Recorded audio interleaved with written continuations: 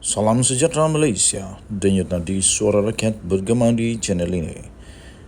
Jangan lupa tekan butang subscribe, like dan share. Malaysia kita punya, cintai Malaysiaku, kita jaga kita.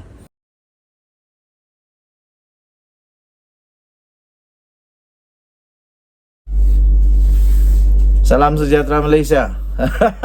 Saya nak gelak dululah. Rasa lucu, rasa malu, rasa tebal muka, rasa kena kepada diri sendiri, ada semua mungkin itu terkena kepada PAS. Sanusi mana? Agaknya Sanusi tak mau komen pasal benda ni. Sanusi kata waktu Anwar Ibrahim berucap di UNGA, tak ada orang. Kali ini Sanusi apa pula komennya? Apabila dilaporkan dalam satu program dalam satu program Tanglung PAS, program Pesta Tanglung PAS di Pelangai, tak dapat sambutan. Lucu. Tengok-tengok yang datang dalam gambar tu apa? Yang datang kanak-kanak yang belum dapat mengundi. Yang belum boleh mengundi pula yang datang tu. Lucu juga. Pesta Tanglung, namanya Pesta Tanglung. Yang datang kanak-kanak. Yang datang hanya sedikit orang. Mana? Kata orang sendiri lebih. Minta Sanusi cubalah komen benda ni. Cubalah komen Pesta Tanglung PAS di Pelangai ini yang tak dapat sambutan. Malu tak malu? Saya rasa malu juga kot. Buat Pesta Tanglung yang datang kanak-kanak. Nampaknya persamaan antara Pesta Tanglung dan logo PAS adalah image bulan. Nah, ini dua-dualah. Itulah satu-satunya persamaan di antara keduanya. Petang semalam, PAS dan PN menganjurkan program sempena perayaan itu di Pekan Telemong yang bermula dengan satu nyalaan, yaitu nyalaan Tanglung ketika hari masih siang. Ia disusuli pula dengan satu situasi yang sangat janggal. Janggal dan mungkin pelik dan agak memalukan lah kot. Sudahlah janggal, memalukan jugalah agaknya ni. Ia disusuli dengan satu situasi janggal di mana hanya beberapa kanak-kanak. Sudahlah kanak-kanak, hanya beberapa kanak-kanak yang belum pun layak mengundi. Yang menyertai aktivis Perikatan Nasional yang diketuai oleh Ahli Parlimen Kampar, yaitu Dr. Halimah Ali, untuk memegang Tanglung bagi menandakan permulaan program. Kesian juga, janggal juga yang waktu nak mula program tu, yang tiba-tiba yang memegang Tanglung yang di dalam gambar tu hanya kanak-kanak yang belum lagi dapat layak mengundi. Agaknya kanak-kanak ini memang nak bergambar kah, diminta untuk bergambar atau dipujuk, marilah gambar dulu. Mana orang-orang yang dah hadir? Takkan tak ada orang dewasa yang boleh hadir sana. Tapi tak apalah, mungkin pendekatannya lebih kepada anak-anak kan. Jadi fikir positif, jangan fikir negatif. Saya fikir mereka mau supaya anak-anak tu yang digambar. Mungkin mungkin ramai juga orang datang. Mungkin ramai juga, cuma tak masuk dalam kamera. Kamera tak cukup canggih. Okey. Katanya kita bawa kuih bulan yang dibuat oleh Muslimat PAS. Kita belajar budaya Cina, termasuk permulaan Pesta Tanglung dan kuih bulan. Kita nak sampaikan mesej, katanya, yang kita walk the talk, bahawa PAS bukan hanya untuk satu kaum. Ada Melayu, Cina, India dan termasuk orang asli. Inilah adik-beradik kita dalam PN, kata Halimah dalam ucapannya. Wow, hebat nih, hebat.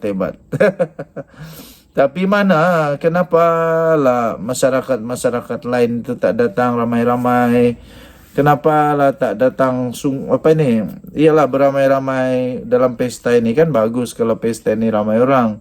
Taklah rasa janggal sangat. Kemuncak program itu akhirnya adalah calon PN, yaitu Kasim Samad, diundang untuk memotong kek. Dalam gambar memotong kek ini Saya fikir ada ramai juga orang dewasa nih. Ada 1, 2, 3, 4, 5, 6, 7, 8, 9, 10. Ada 10 orang juga orang dewasa. Ramai juga lah. Ramai juga. Ada 10,000. 10,000 pula. Ada 10 orang dewasa yang boleh saya nampak dalam gambar ini. Dia kata kek ni special, ada naga. Katanya merujuk kepada kek tersebut yang berwarna hijau dan 2 icing naga di atasnya. Ada naga nih. Kek itu kemudian dikongsi kepada jentera PN. Halimah menyifatkan Kasim sebagai bukan orang asing di Telemong. Memandangkan Naib yang di-Pertua Pas Bentong itu sering menghadiri acara yang dianjurkan pelbagai kaum di kawasan itu. Okey. Saya fikir ini adalah satu petanda yang agak malang untuk Perikatan Nasional dan PAS. Kerana ini bolehkah menunjukkan bahawa memang mereka tak akan dapat sokongan. Tak dapat sokongan. Dan kenyataan yang lebih parah lagi pula pada PRU 14 yang lalu. Pada PRU 14 lalu, PAS telah meletakkan sebagai calon di Duntras. Namun dia hanya meraih 1,506 undi dan hilang deposit. Jadi pada PRU 14 yang lalu, PAS hanya meraih 1,506 undi saja. Jadi itu agak hebatlah. Okey. Kita jumpa lagi. Bye-bye. Salam sejahtera Malaysia. Habislah. Denyut nadi suara rakyat bergema di channel ini. Habislah. Aduh, pening kepala. Sakitlah kepala Razi Jidin kali ini. Sakitlah kepala Razi Jidin kali ini. Adakah dia akan termakan ludah sendiri? Dulu dia pernah menafikan. Viral di seluruh Malaysia dia nafikan keterlibatan atau pengetahuan. Dia tak tahu apa-apa. Dia kata dalam kes rasuah 80 juta untuk direct negotiation untuk JCAF bernilai 80 juta ringgit Malaysia. Tapi yang terjadi sebaliknya pula. Makin menggelopok, makin banyak bukti. SPRM seakan telah terima banyak lagi bukti baru. Bukti baru untuk kes rasuah yang terkait dengan Razi Jidin. Apa cerita ni Dato' Razi Jidin? Apa cerita sampai semakin banyak pula bukti yang diterima ni. Bukti yang diterima oleh SPRM makin banyak. Jadi makin besarkah kemungkinan Razi Jidin akan menikmati perasaan didakwa di mahkamah seperti Muhyiddin Yassin. Suruhanjaya Pencegahan Rasuah Malaysia SPRM menerima pelbagai lagi bukti-bukti yang baru berhubung siasatan rasuah ke atas satu projek Kementerian Pendidikan berkaitan dengan satu projek rundingan terus percetakan buku JCAF untuk prasekolah yang membabitkan lebih daripada 80 juta ringgit Malaysia. Ketua Pesuruhjaya SPRM iaitu Tan Sri Azam Baki berkata, setakat ini pegawai penyiasat masih aktif menyiasat kes berkenaan.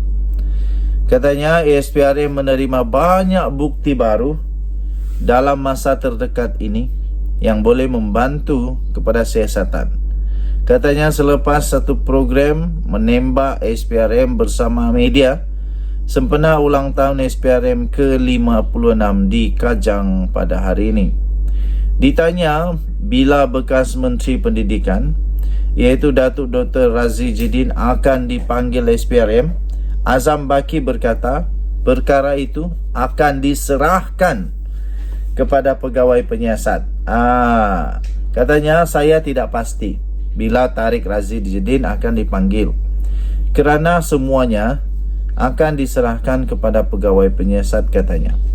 Pada minggu lalu, Timbalan Ketua Pesuruhjaya Operasi Suruhanjaya Pencegahan Rasuah Malaysia iaitu Datuk Seri Ahmad Kusairi Yahaya mengesahkan penahanan 2 individu termasuk bekas setiausaha politik kepada Razi Jidin. Suspek pertama berusia dalam lingkungan 20-an yang juga bekas setiausaha politik kepada seorang bekas Menteri Kanan. Manakala suspek kedua ialah pemilik syarikat berusia lewat 50-an. Perkara itu, ekoran itu Azam turut mengesahkan bahawa bekas Menteri Pendidikan itu dipanggil oleh SPRM untuk membantu siasatan. Sumber daripada bharian.com.my, diterbitkan semula di sabudin.com.net. Mana? Kali ini kita nak dengar suara Razi Jidin untuk menafikan semua ini pula. Takkanlah dia nak kata pula bukti-bukti yang SPRM dapat ni dicipta-cipta pula. Takkanlah dokumen-dokumen yang dirampas oleh SPRM, yang telah disiasat oleh SPRM itu, takkanlah Razi Jidin nak kata pula itu semua adalah dokumen palsu, itu semua dokumen rekaan. Kali ini saya fikir Razi Jidin tidak lagi dapat melarikan diri dengan mudah. Kalau sudah ada bukti, tak lama lagi pastinya Razi Jidin juga akan berada dalam keadaan yang agak payah lah. Kerana mungkin dia layak untuk didakwa di mahkamah, dia layak untuk didakwalah di mahkamah. Okey. Jadi kepada semua ahli-ahli politik, terutamanya yang mempunyai kuasa, yang diberi kuasa dan amanah, jangan pandai-pandai salah guna kuasa ketika sedang berkuasa. Nanti lambat laun akhirnya tupai jatuh ke tanah juga. Menyesal sudah tidak berguna. Kita jumpa lagi. Bye-bye.